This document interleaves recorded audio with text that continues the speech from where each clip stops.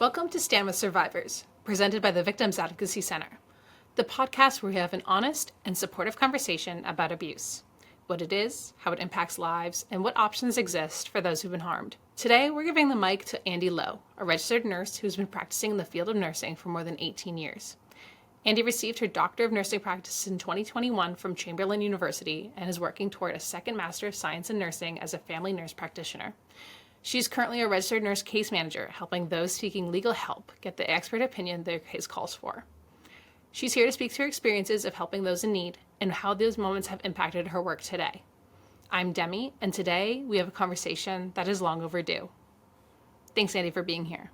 Thank you for having me. It's wonderful to be here. How has your summer been? Any summer plans? Yes, summer has been great. And actually, today, after I'm all done with this podcast, I head out to run Hood to Coast out here in the Pacific Northwest, where we run from Mount Hood all the way to the Oregon coast. It's like the mother of all relay races. Awesome.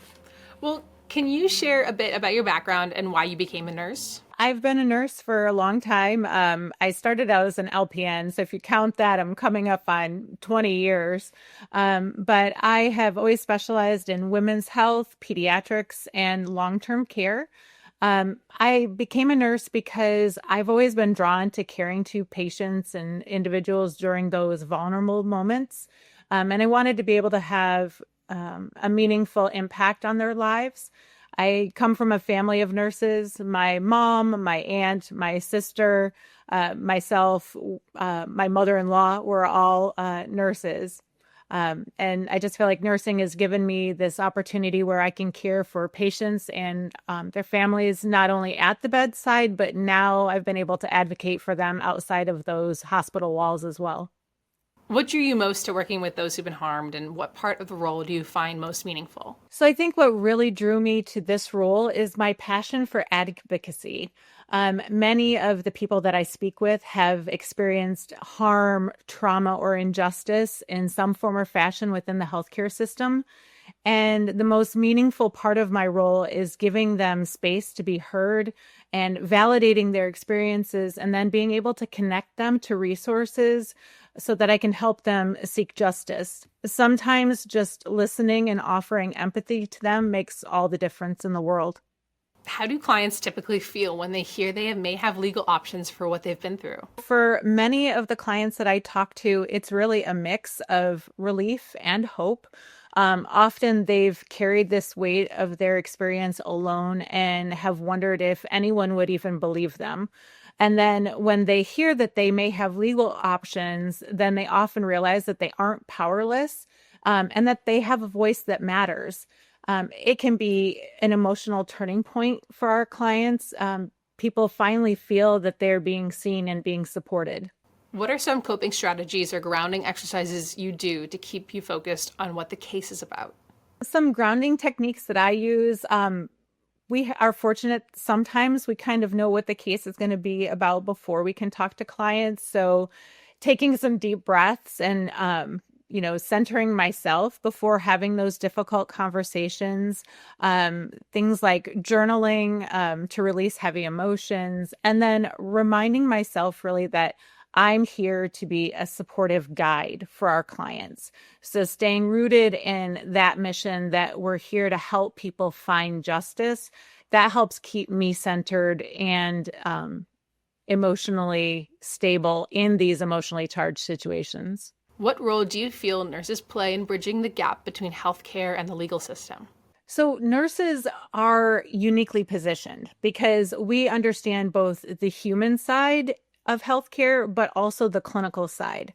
So a lot of times we can translate some of that really complex medical information into something that the client understands, but also so that the attorneys can understand. And then we can also bring compassion into what can otherwise feel like a very intimidating legal process. So we serve as bridging that gap between those lived experiences of harm and the systems that we have in place designed to address it. How has your perspective on healthcare changed throughout your work? I've always believed in the importance of patient advocacy, which is especially why I'm back in school to be a nurse practitioner, because I feel like I can advocate even more for patients as a provider. But this role has shown me even more clearly how critical accountability is. Healthcare is filled with incredible professionals, but mistakes and systemic failures happen. And my work has really deepened my belief that patients deserve transparency, compassion, education, knowledge, and justice when things go wrong.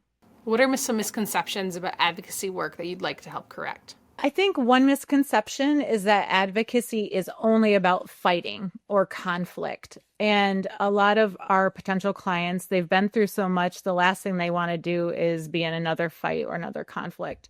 But in reality, advocacy is so much more about listening, supporting, and empowering people to speak their truth.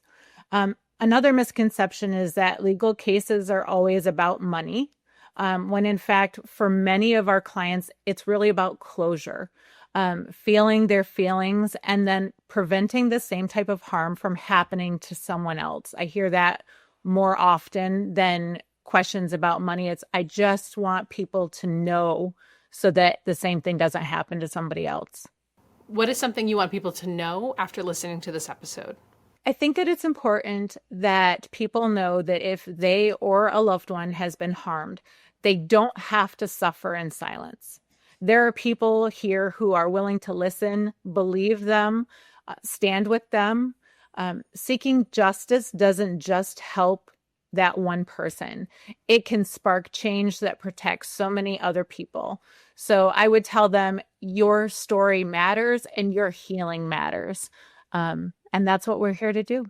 Thank you so much for joining us today, Andi, for such an honest conversation. Thank you. It was a pleasure to be here. If you or someone you know has experienced abuse, just know this: you are not alone. There are real steps you can take, and support is out there. We'll drop some helpful links, including resources from the Victims Advocacy Center, in the show notes. We'll catch you next time on Stand with Survivors.